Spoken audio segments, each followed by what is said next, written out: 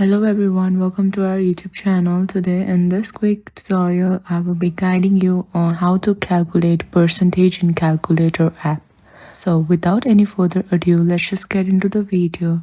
Here, go and open your calculator app. Here, so let me just say that I want to find out the 10% of 500.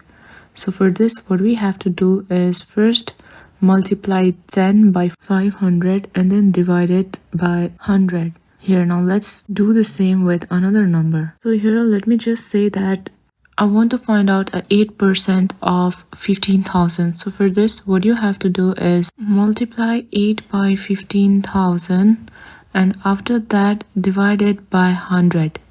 And this is it.